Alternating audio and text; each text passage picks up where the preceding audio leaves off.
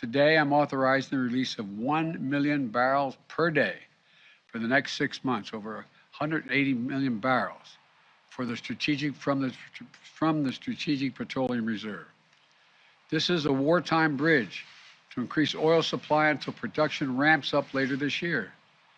And it is by far the largest release of our national reserve in our history. It will provide a historic amount of supply for a historic amount of time, a 6-month bridge to the fall. And we'll use the revenue from selling the oil now to restock the Strategic Petroleum Reserve when prices are lower. So we'll be ready. We'll be ready for future emergencies. Folks, I've coordinated this release with allies and partners around the world. Already, we have commitments from other countries to release tens of millions of additional barrels into the market. Together, our combined efforts will supply well over 1 million barrels a day.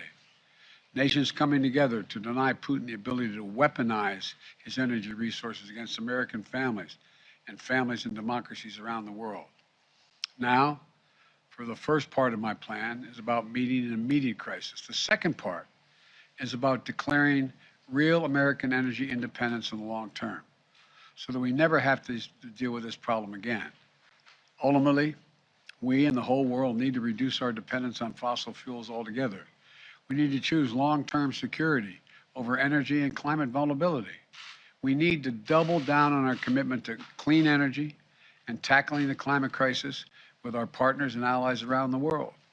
And we can do that by passing my plan that's literally before the Senate right now, the United States Congress right now. It's been there for well over a month to speed the transition to a clean energy future that's made in America with American products and American values. We need to embrace all the tools and technologies that can help us free us from our dependence on fossil fuels, move us toward a more homegrown clean energy. Technologies made by American companies and American workers, so we can bolster domestic supply chains here at home and export those technologies around the world to reduce greenhouse gases. That's why today I'm issuing a directive to strengthen our clean energy economy.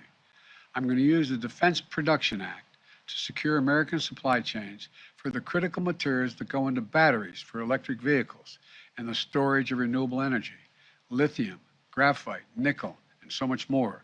We need to end our long-term reliance on China and other countries for inputs that will power the future.